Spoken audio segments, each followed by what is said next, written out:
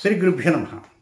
ధనుస్సు రాశి జాతకులకి 2025 మే 1వ తేదీ గురువారంతో ప్రారంభమై 10వ తేదీ శనివారంతో అంతమయ్యేటువంటి మే నెల తొలి 10 రోజులలో ఫలితాలు, సూచనలు, సలహాలు క్లుప్తంగా 3 పాయింట్లలో తెలియజేయబోతున్నాను.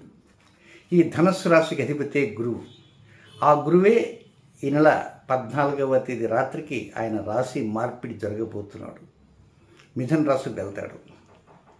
శ్రీ విశ్వావసనామ సంవత్సరంలో ఈ శుభగ్రహ గురువు 3 రాశుల్లో సంచారం చేస్తాడు అతిచారంతో. అంతేకాకుండా ఇప్పటి నుంచి ప్రారంభించి రాబోయే 8 సంవత్సరాల దాకా ఆయన చాలా వేగంగా నడుస్తుంటాడు. అతివేగం, పెద్దవాళ్ళు అంటారు అతివేగం పరమ ప్రమాదం అని. ఒక్కొక్కసారి అతివేగం తప్పించుకోవచ్చు, ఒక్కోసారి ఏం తప్పించుకోవచ్చు, ప్రమాదాన్ని తప్పించుకోవచ్చు. ఒక్కోసారి ప్రమాదాన్ని తప్పించుకోలేనటువంటి పరిస్థితి కూడా ఉంటుంది. అది ఎందుకు ఈ మాట అంటున్నాను అనుకోవచ్చు.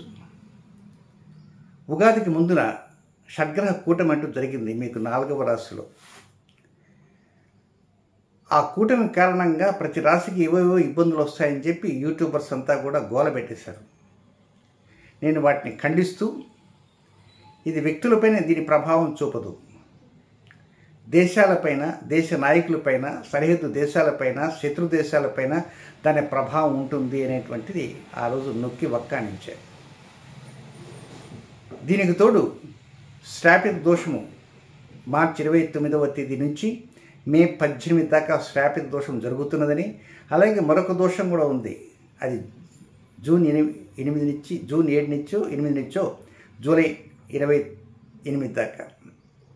కనుక కొంచెం గడ్డు పరిస్థితుల కారణంగా దీని ప్రభావం దేశ పరిస్థితులపైన, వాతావరణ పరిస్థితులపైన అధికంగా ఉంటుంది. కనుక మీరేం కంగారు పడవద్దు, తెలుసుకోవడానికి ప్రయత్నం చేయండి. గురువుకు సంబంధించిన వీడియో రాగానే ఏంట్లో గురువు అనుకుని పక్కకి నెట్టకండి. ఆ గురువుని గురించి మీ రాశి ఎలా ఉందో తెలుసుకుంటూ, ప్రపంచం ఎలా ఉంది, ప్రపంచ నాయకులు ఎలా ఉంటుంది, ప్రభుత్వాలు ఏం చేస్తుంటారు, ఏమిటి, మరి స్టాక్ మార్కెట్లు ఏమిటి, కథ ఏమిటి, కమామిషం ఏమిటి అనేది నేను అర్థవంతంగా తెలియజేస్తాను. అది వినడానికి ప్రయత్నం ఉంటూ చేయండి. ఇక నెక్స్ట్, మీకు ఈ 10 రోజులలో అష్టమచంద్ర దోషము అనే ఒక దోషం ఉంటుంది. ఆ సమయం అనుకూలంగా ఉండదు. ఆ సమయాన్ని ముందే తెలియజేస్తా. పాయింట్ చెప్పేది కంటే ముందే ఆ దోష సమయం ఎప్పుడుందంటే మే నెల 3వ తేదీ ఉదయం 6:38 నుంచి 5వ తేదీ మధ్యాహ్నం 2:02 దాకా ఉంది. మరొకసారి చెప్తాను.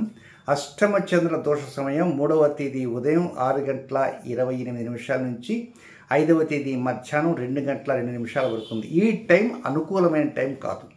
మీకు తారాబలం కలిసినటువంటి ఉండొచ్చు, మంచి యోగదాయకంగా మీ నక్షత్రానికి అనుకూలంగా ఉండొచ్చు. ఇన్ని ఉన్నప్పటికీ కూడా అష్టమచంద్ర దోషం ఉన్నప్పుడు కొన్ని ముఖ్య కార్యక్రమాల వెళ్ళకూడదు. ఇంకా తప్పదు అనుకుంటే వెళ్తున్నా జాగ్రత్తలతో ఉండాలి. ఇక నెక్స్ట్ మొదటి పాయింట్కి వెళ్దాం. 1వ తేదీ నుంచి 3వ తేదీ ఉదయం 6:38 వరకు టైం అంతా కూడా దంపతుల మధ్య అనుకూలతలు ఉంటాయి, ప్రేమికుల మధ్య అనుకూలతలు ఉంటాయి, వ్యాపార భాగస్వాముల మధ్య అనుకూలతలు ఉంటాయి.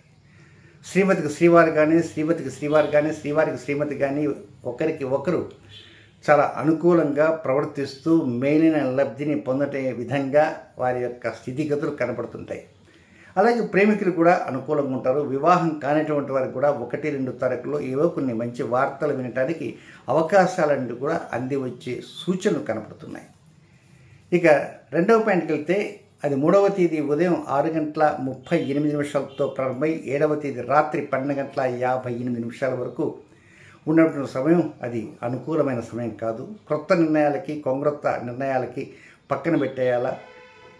ఒక విధంగా ఆ సమయంలో డ్రైవింగ్లో కావచ్చు, లేక ఏదైనా ముఖ్యమైన కార్యక్రమాల్లో నిమగ్నం ఉన్నప్పుడు అక్కడ ఉన్నటువంటి ఆనుపాలను చూసుకుంటూ పావులు కదుపుతూ రావాలి.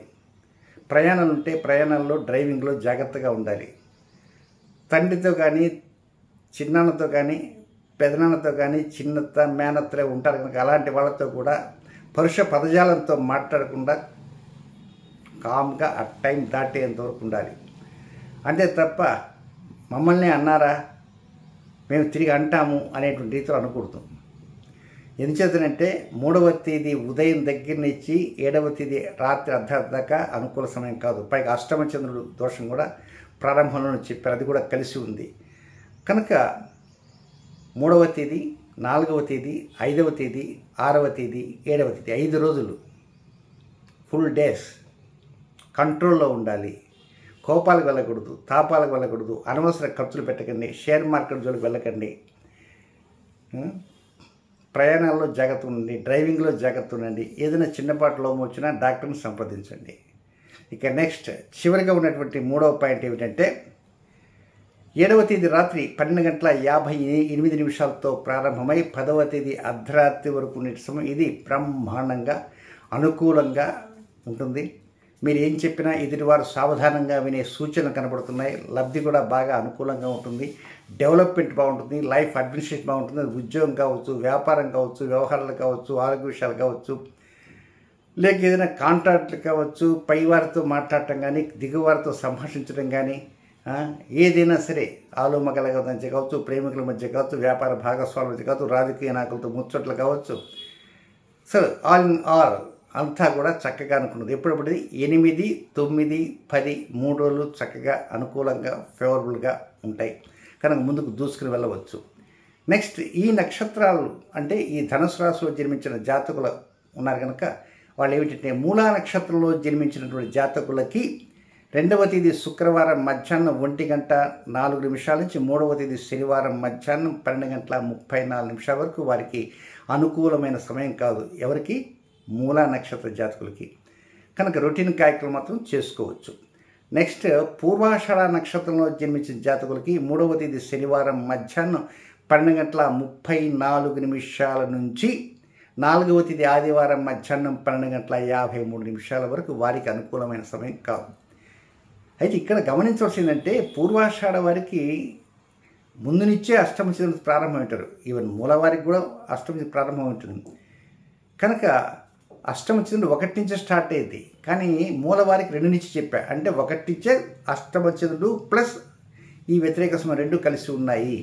అలాగే పూర్వాషాఢ వారికి కూడా అష్టమ చంద్రుడు ప్లస్ వ్యతిరేక సమయం కలిసి ఉంది. కనుక ఆ అష్టమ చంద్ర దోషం వ్యతిరేక సమయం 2 కలిపితే 4వ తేదీ ఆదివారం మధ్యాహ్నం 12:53 వరకు పూర్వాషాఢ వరకు ఉంది. కనుక రొటీన్ కార్యక్రమం చేసుకోవడం తప్ప కొత్త కార్యక్రమాల వైపు చూడకూడదు, తొంగి చూడకూడదు. ఇక నెక్స్ట్ ఉత్తరాషాఢ నక్షత్రం మొదటి 2 పాదాల్లో జన్మించిన జాతకులకి సరే అష్టమ చంద్రుడు ఇట్లా ఆ సమయం గుర్తుంటుంది.